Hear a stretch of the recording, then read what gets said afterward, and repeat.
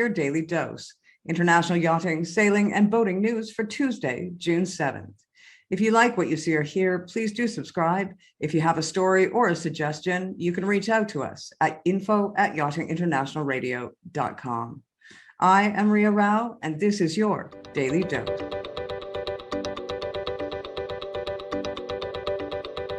Further details in regards to Monaco-based Imperial Yachts and the reason for sanctions has further come to light through the investigative work of the International Consortium of Investigative Journalists. The owner of Imperial Yachts, Moscow-born Kochman, is also the owner of BLD Management, which performs the same services as Imperial does, only this company is for villas. It isn't hard to understand why Imperial Yachts has such a support system, as throughout its growth period, it has enhanced the fortunes of many businesses across Europe. From German shipbuilders, Italian carpenters, French interior design firms, and Spanish marinas.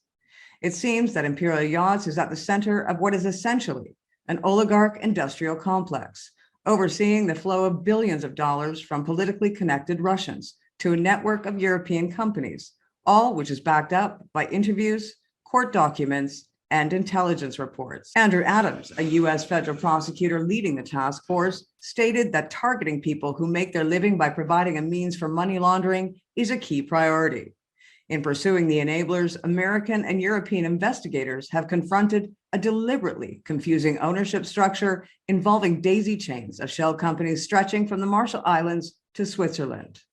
Along with the Amedea, Imperial Yachts oversaw the construction of the Scheherazade, a $700 million super yacht that U.S. officials say is linked to Putin, and the Crescent, which the Spanish police believed is owned by Igor Sechin, chairman of the state-owned oil giant Rosneft. A secret U.S. intelligence assessment concluded that the money to build the ships came from a group of investors led by Timchenko, a confidant of Putin and one of Russia's richest men. He's been under U.S. sanctions since 2014. Timchenko and his partners designed the Scheherazade, seized in early May by the Italian police, as a gift for Putin's use, according to the assessment. Together, the three vessels may have cost as much as $1.6 billion. As the evidence mounts and the links become cemented, a lawyer for Imperial Yachts has stated that the company was unaware of any connection between their businesses and Mr. Timchenko. However, they are in the yacht building business and are not involved in their clients' financial affairs. U.S. officials are not buying such explanations. Elizabeth Rosenberg, the Assistant Secretary for Terrorist Financing and Financial Crimes at the Treasury Department, said it was the responsibility of people in the yacht services industry to avoid doing business with people under sanctions. And if you do, she said, you yourself will be subject to sanctions. Company records in Monaco show that Imperial Yachts was set up in 2008. The business also registered that year in the secrecy haven of Jersey in the English Channel. But Kochman was still spending a lot of time in Moscow. That year, he attended an exhibition for the ultra-wealthy with one of his British-built yachts on display. In about 2014, Imperial Yachts landed its biggest project to date, the 349-foot super yacht to be constructed by Lursen. This would become the Amedea. Nick Flashman, a former yacht captain who had joined Imperial, oversaw the project. Zaretti, a French firm, did the interior design. With the owner extremely involved in the process, Amedea was delivered in 2017.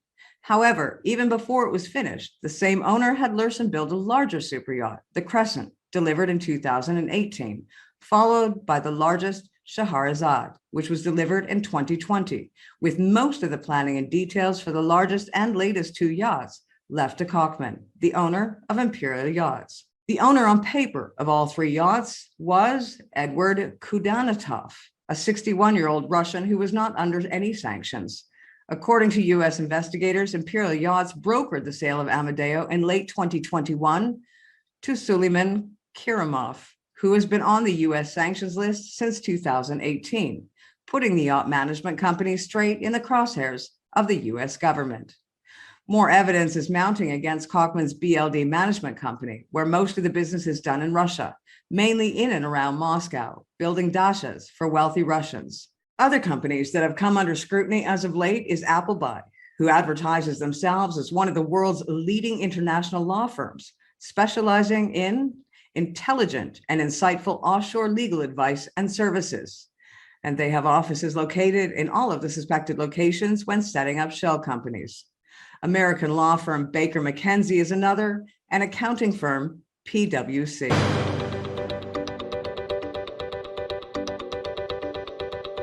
Good news for those in the shipping industry, as ship inspection company Idwell has added questions on crew welfare to its vessel surveys in a bid to improve conditions for crews.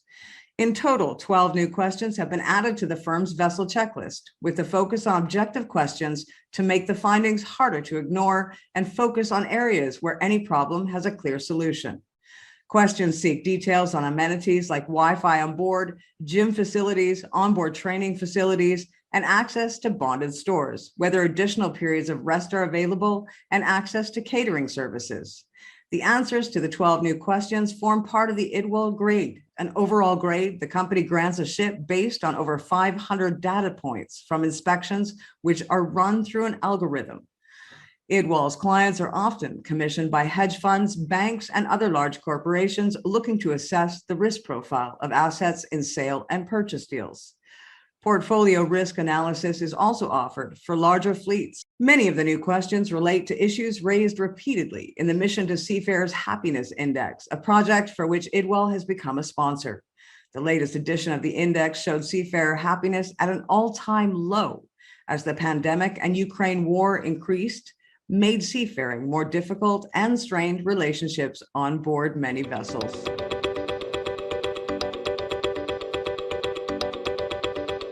Dozens of people were killed and hundreds injured when a huge fire triggered explosions at a container depot in Bangladesh over the weekend. The death toll reached 49, but was expected to rise, with many of the injured in critical condition. The cause of the blaze at the BM Inland Container Depot in the town of Sitakundu, 20 miles north of the country's main port in Chittagong, was not immediately clear. But it spread quickly to containers of hydrogen peroxide, leading to multiple explosions. A spokesman for the Bangladesh Inland Container Depots Association said the magnitude of the blast was no less than what was seen in Beirut in 2020, when about 2,750 tons of ammonium nitrate exploded at the port there. Rescue workers, including firefighters, were among those killed in the blaze, which broke out late Saturday and burned into a second night. 9 firefighters died and 15 were injured in their attempts to control the blaze. There were about 3,000 containers at the depot at the time of the fire. Of these, 33 containers contained hydrogen peroxide. The fire triggered a huge explosion and rapidly spread, with chemical-filled containers igniting one after another.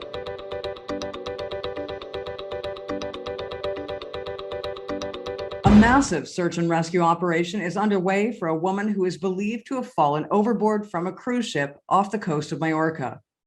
Authorities launched the search after being called to the Azamara quest at 2 a.m. on Sunday morning, just hours after the vessel had left Barcelona. 2 Spanish Coast Guard helicopters and a vessel were drafted in to assist the hunt in the Mediterranean Sea. Despite an extensive search throughout the day, the middle-aged woman, who is yet to be identified, was not found. A spokesman for Spanish Coast Guards earlier said, today at 2 a.m., the cruise liner Azamara Quest has informed our center in Palma about a person who had fallen into the water 75 miles off Mallorca. All night, our helicopters, Helimar 206 and 223, have been searching for her in an operation which has also involved the cruise ship and our vessel Conception Arenal. The ship had reportedly just set off on the first day of an 8-day adults-only cruise around Spain, with a stop in Casablanca in Morocco.